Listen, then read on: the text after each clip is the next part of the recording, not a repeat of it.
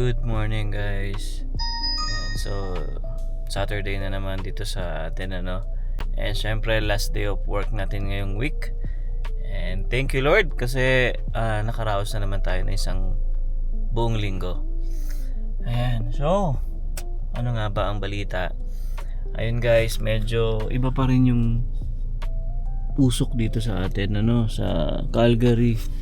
Grabe, iba talaga. Iba yung kulay. Yung langit dapat blue yan dahil nga sa malakas yung usok. Iba yung niya talaga. Para siyang alam niyo yun, parang uulan. Parang ganun yung style niya guys. Yan, actually ilang araw na to guys ganito Paggabi, banggitin ko na lang din. Nag-practice kami nila Jason. Wala lang, jamming lang. After ng work natin kahapon, dumiretso na ako doon. Tapos nakauwi ako dito mga 10:30 na ng gabi. Yan. Ano lang naman yun guys, bihira lang naman mangyari yung mga ganong jamming, parang minsan lang sa isang buwan. Parang gusto lang namin mag-enjoy. Yan. After work, doon diretso. Yun nga lang kasi ako, may pasok ako ng Sabado. Pero kasi sila, nag-stay pa sila doon. Yan. So anyway, biyahe muna tayo. Yan, tapos share natin yung kung ano mga nangyari ngayong week. Ito ba yung harap ko? Ayan. Share ko na rin sa inyo yung harap natin guys habang nagda-drive tayo. Ayan, tingnan nyo yung ating paligid at hindi talaga maganda dahil yan sa usok guys, dahil sa wildfire. Maraming wildfire ngayon guys may napanood ako sa Ontario, pero sobrang layo naman na dito yon. Pero ang talaga, BC guys, marami kasi dyan puro puno dyan. Ayan. Hindi ko lang alam yung eksaktong lugar kung saan sa BC. Ayan. Pero syempre yun yung malapit sa atin, kaya isa yun sa mga nagkukos ng usok dito sa atin. So actually guys, may plano kami tomorrow sana sa Moraine Lake, pero hindi na naman nakakuha si Emma dahil sa sobrang bilis daw talaga maubos ng ticket sa bus. Sabi niya nga, ang bilis-bilis niya, talagang inintay niya pa lang 7:59 kasi 8 AM yan guys So paunahan yon. Pero siguro dahil nga marami na ring mga doon, hindi natin masabi, baka may mga insider na rin Ayan. So doon pa lang ubos na agad. And siyempre wala naman tayo idea kung ilang libo ba yung pupunta dyan araw-araw. Isipin mo, nag-try kami nung last week pa. Balak namin Tuesday, sabi nga namin weekday para less ang tao, pero hindi guys, puno pa rin talaga. Yun yung time na pumunta kami ng ng Johnson Lake sabi ko nga try mo na yun baby kasi weekday yon, konti yung siguro naman dahil may mga pasok yung tao, so baka sakaling makakuha tayo ng spot, pero yun guys, wala pa rin. Tapos kahapon Friday nag-try ulit si Emma, balak nga namin ngayon this coming Sunday, pero wala pa rin. Talagang napakabilis talaga. Ewan ko kung baka may nakaset na talaga doon ewan. Tapos may sinasabi si Emma yung roam bus ba yun? O roaming bus, ewan ko, parang something ganon. Mas mas mahal siya, pero hapon na lang daw yung available na slot. Ayan, so pero yun nga, dahil nga sa ganitong weather, sabi ko kay Emma, parang hindi rin natin may enjoy kasi wala tayong makikitang view kundi yung lake lang, tapos yung mga bundok kasi mga mountains doon hindi natin makikita. Kasi meron sinend sa akin si Emma, foreigner siya, nag-vlog siya doon. Sabi niya nga, kung may balak kayo pumunta ngayon dito sa sa Moraine Lake, wag na muna kasi hindi nyo rin may enjoy, wala kayo makikitang bundok talaga. So yung mismong lake lang talaga yung makikita nyo. So hindi maganda, di ba?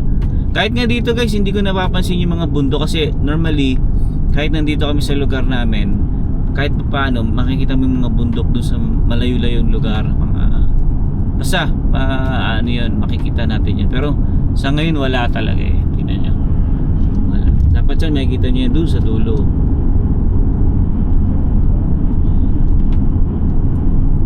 Diba? So useless, sabi ko useless pagka pupunta tayo. Sayang lang, biyahe mo tapos mapipicture mo lang yung mismong lake. Kaya sabi namin pagpaliban na lang muna natin yung yung Moraine Lake. Yan. Pagka si Mami naman matagal pa yan dito eh. Marami pa tayong araw para pumunta diyan, no? Kasi syempre ang iniisip namin si Mami dahil nga nagbabakasyon dito. Eh kami naman nakailang beses na punta doon, no? Hindi lang 5 ata, sobrang dami na talaga. Dati nga every week kami dyan eh. Nung nandito yung ate ko, halos every week kami nasa Lake Louise or Lake Louie tawag nila. Hindi ko alam kung ano yung tamang pronunciation doon. Ayan, oh, iba talaga yung iba talaga yung paligid ngayon. Tsaka pag umaga dito yung sunrise, napakaganda dito sa right side ko. Pero ngayon wala, hindi natin makita yung araw. Kagabi nga guys eh, hindi ko lang na-picturean eh. Yung buwan, iba yung kulay orange at parang orange siya. Kasi nga late ako dumating kagabi. Nakita ko yung buwan, iba yung kulay talaga niya. Kasi siguro na natatabunan siya ng usok. So nag-iiba yung kulay. Kahit yung araw pagka sobrang yung matingkad yung araw, tapos clear yung sky, iba rin yung kulay. So anyway guys, biyahe muna tayo, then tuloy natin yung kwentuhan mamaya after dun sa work ko. Kasi makakarating ako medyo maaga pa eh. Alright, dito na ako guys sa work ko. And meron pa akong 4 minutes. Yeah, so mas ginagawa ko talaga guys, mas maaga kasi ayoko yung nalilate. Meron kasi kaming 5 minutes before yung time namin, so dapat makapag-punch in kami. Ano, guys, pakita ko sa inyo. Tingnan nyo pa rin yung weather natin, iba. Mausok. Ayun yung araw. Tingnan yung araw, guys, ibang kulay. 'Di ba? Tingnan nyo yan, kulay ewan ko kung anong orange ba yan. Yan. So ganun siya guys, kasi nga natatabunan siya ng usok. Sana nga maano na to eh, mawala na para makapasyal ka, kasi hindi mo ma-appreciate talaga guys yung view nyo kapag may usok. Gaya na lang nung pumunta kami sa Johnson Lake, Lake Minnewanka, 'di ba? Kung mapapansin niyo yung bundok medyo para siyang natatabunan. So mas maganda yun guys kapag clear talaga. Mas ma-appreciate mo talaga yung ganda ng kalikasan. Wow. Kalikasan. Ayan, so hintay-hintay na lang ako muna dito guys, then mamaya papasok na rin ako kasi baka mamaya kakadaldal ko dito makalimutan ko, kailangan ko na palang maglakad kasi medyo malayo pa to siguro mga 1 minuto pa lakad na to kasi naunahan ako dun sa parking sa harapan. Ayun, puno na agad, nandiyan na yung mga kasama ko tsaka yung mga lead ko, andyan nata yung boss ko Normally kasi pag Sabado wala talaga siya pero feeling ko parang nandito tignan natin. Pero ewan ko, baka sa ibang meron kasing dito guys meron kasi kami ditong nagmo-monitor doon sa fire namin. So baka sasakyan nila. Hindi ko kasi kabisado yung mga sakyan doon Ayan, pero pag Sabado talaga hindi pumapasok yung bus ko. Kasi naalala ko nagpaalam siya sa amin kahapon na 1 week ata siyang bakasyon. Pero nagtaka lang ako, parang katulad kasi ng sakyan niya. Well anyway, ayan. So yeah, wait na lang muna ako dito guys, then mamaya tingnan natin ulit sa hapon kung kumusta na tong weather dito sa atin. Alright? So guys, katatapos na ng work natin and tingnan nyo pa rin ang ating sky. Iba pa rin. Hindi pa rin talaga guys siya. Hindi pa rin okay. Kung nakita nyo yung paligid hindi siya blue yung sky. Tingnan nyo naman. And so medyo mausok pa rin talaga. So kanina nga nanonood ako ng news kasi dun sa lunchroom namin may TV doon. Grabe yung mga wildfire talaga. So feeling ko matatagalan pa to. At hindi nakukuha ng araw lang to guys, tong ganitong mausok tas biglang mawawala, hindi. So medyo matatagalan yan. Ayan, so grabe, tapos na ang week natin, oh. Ayun, oh. Ay nako, siyempre pagdating ng 5:30 kanya-kanyang out na yan. Dapat maaga ako alis, biglang biglang nag-drop ng trabaho. So ayun, okay na lang, okay din naman. At least, di ba, nakumpleto natin yung oras ngayon. Kasi last week 4:30 ako nakauwi noon. So medyo maaga ng konti kasi halos wala na rin trabaho. Ayun, so ayoko naman na maghintay. Kaya yun, umuwi na ako. Bali, susunduin ko pala sila Emma. Pumunta sila ng ng St. Mary Church. Ayan, dyan sa may downtown banda. And yan, naisipan nilang magsimba na rin kasi may pinuntahan silang, ayun ko kung library ata yung pinuntahan nila. Hindi ko ma-recall kasi nga hindi kasi ako masyado nakakapag-phone sa work. Syempre pag pag yung break time lang saka ako nakaka-check. So yeah, namasya lang kasi sila. Then ngayon nga ay susunduin ko sila. Dapat kung maaga nga ako uwi ng 4:30, makakasama ako sa simba nila. Pero dahil nga sa biglang nag-drop ng trabaho, ayun, sabi ko hindi na ako aabot. Kaya nauna na sila doon. Ayan. So anyway guys, sunduin muna natin yung mag-ina ko. Syempre kasama rin si Mami. And after nun, hindi ko sure kung makadaan kami ng Costco kasi kailangan na rin namin mamili ng mga tissue, something ganyan. Alright? So mamaya ulit guys. Dito na tayo guys sa may simbahan. And yeah, tatapos lang din nila Emma. Hindi na ako nakahabol sa simba kasi na rin magsi 6 na rin. So 5 kasi nag-start yan. Ayun sila. Ayun.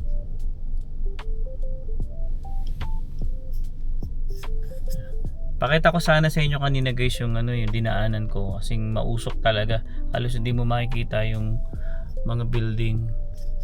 Ayun yung dalawa. Ayun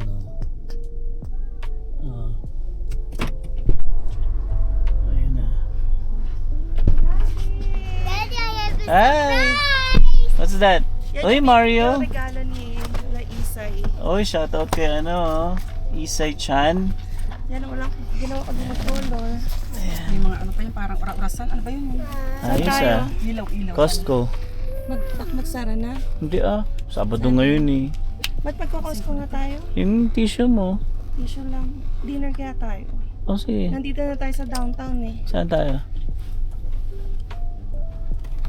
Yung kaya, Mang Inasal. Tingin mo. Saan yun? Walang ulam pa ha? Dun sa Dun sa pinuntahan natin dati? Hindi. Saan? Northeast ata yun eh. Sa Northeast nga, medyo malayo. Saan mo gusto? Ayoko na mga bubble mania. Kanin. Bubble mania! Ayan. So usap muna kami guys kung saan kami pupunta. So yan guys, vlog takeover na tayo kasi magdadrive na si Alwin. And yun, magdi-dinner pala muna kami. Yan, para syempre hindi na magluto pa pag uwi. Kasi pagod na rin ang lahat, pagod kami sa galaan. Si Alwin ay pagod sa trabaho. Yan, dinner tayo ngayon sa Kinjo. And yung branch na pupuntahan namin is yung malapit na syempre sa amin, which is yung sa Mahogany. So, naiisip ko nga, at least may sabaw, di ba? Ramen, and then chicken for Zion. At matikman din ni Mami yung Kinjo dito sa Calgary. Calgary lang ba yan? And alam ko meron ding ilalagay ng branch sa Edmonton. O, meron na. Ayan. So, ito guys, ang ating kalangitan. Pero dito banda yung yung yung downtown. Tapos makikita mo talaga kanina yung usok. Feel ko ngayon better na. Kasi hindi na ganun kapula yung araw eh. Ayan. Gutom na ako guys. Ako din eh. Ako kasi yung pagkain ko medyo panis. Panis na talaga. Pag gising namin ng umaga. Nalimutan ilagay sa ref. Ayan. Nakain. So ngayon, kain tayo. Okay lang ba sa'yo, Kinjo? Gusto mo yung may kanin na? Bubble mania. Eh, kanin din naman doon. Yung pagtetempura ka, no? Oo, Ay, syempre. sarap naman. Ay, may favorite ka pa dun eh. Ginger. Hindi na yun. Oo, nakakatakam. Minsan lang naman tayo magganyan. Oo nga. May bisita kasi tayo kaya. Si Mami, bisita. Yung pakainin natin ngayon ng Palusot. Kinjo. Dito na tayo guys sa Quincho. Sana makakain agad. Kasi ano dito eh. Pila ang tao dito guys eh. So medyo mahirap makatsyempo pagka ganito lalong araw, Sabado. Dinner time na kasi eh. Let's go, Sayon. Come on, Sayan. Pagod ka na, Sayan? Pagod na raw siya. Oh. Ito na guys, dumating na ang ating mga orders pero wala pa yung ramen namin ni Emma. Sumubo ka. Ayan, no? Ito, ano yan, baby? Avocado roll, tapos tuna. At, gusto ko yan. Mukhang gusto ko yung tuna na yan. Kasi Zion, meron din siya eh. Parang ano din, avocado. Ayan, avocado rin. Ayan, sulit na sulit dito. Tapos ramen na lang. Yes. Ramen na lang guys. Kakain na ako, gutom na ako. Let's go eat. Pang-goods na ako guys, pang-goods na ako. Wala pa akong masyadong lunch. Eat na eat. Yan guys, another day na naman. Hindi na namin natapos ang vlog kahapon dahil sobrang busog sa Kinjo. Well, anyway, bago pala natin tapusin yung vlog natin, no, i-share lang namin na, ayan nga, finally ay natanggap na namin ang tig $100 na Alberta Energy Rebate. Yan, tig $100 kami guys kasi before, nung nag-vlog kami, share namin syempre yung information na nakukuha din natin. May nag-comment na baka kasi $100 for both na yon kasi treated kami as one household na. Pero guys, per adult siya. Kahit na one household lang kami ni Alwin, kung nag-qualify naman kami pareho, so may tig $100 kami. So, nasa sa inyo yun guys, kung gusto nyo mag-apply. Open naman yan until September pa. So, kailangan nyo kasing i-register yan at mag-submit ng application via your Alberta account. Tapos, ang qualification ay, syempre, you have to be an Alberta resident. So, guys, pasensya na sa mga nasa ibang province. Kasi, Try ba? Oo, hindi naman. So, itong $100 na rebate ay para nga syempre sa mga residente dito sa Alberta. And syempre, dapat 18 years old ka. And ito yung qualification when it comes to income. So, dapat yung household income nyo ay hindi lalagpas ng $225,000 annually. So, thankful na yung iba siguro kung hindi magka-qualify kasi ibig sabihin, napakataas talaga ng household income nila. So, pero kami syempre bilang nag-uumpisa pa rin dito sa Canada ay hindi pa namin marireach yung threshold na yon. And yan, qualified tayo makapag-apply sa ayan, Alberta Energy Rebate.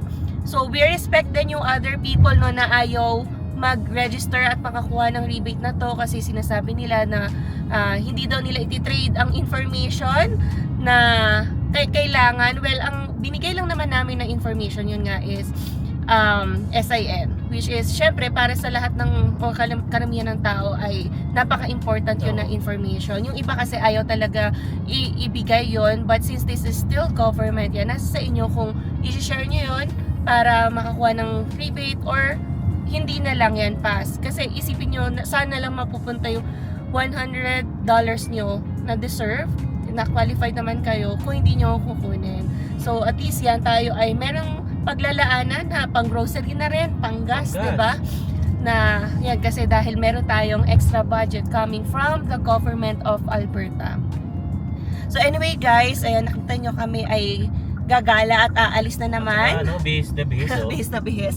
So, sa susunod na lang na vlog, ayan, abangan ninyo ang aming trip to Banff. Yan, nag-iisip nga kami, diba, what we have mentioned, ano talaga hassle yung smoke around Calgary. Ayan, pati na sa buong Alberta, kaya lang kasi your life must go on. So kung may smoke man, sige, puntahan na lang natin yung kaya puntahan, yung kahit hindi naman na ma-appreciate masyado yung mountains, but still yung experience sa Banff, diba, iba pa rin yon. So yun lamang guys, no? Again, abangan nyo yung aming next vlog sa aming Banff trip. Alright, so yeah, we'll see you again on the next one. Peace!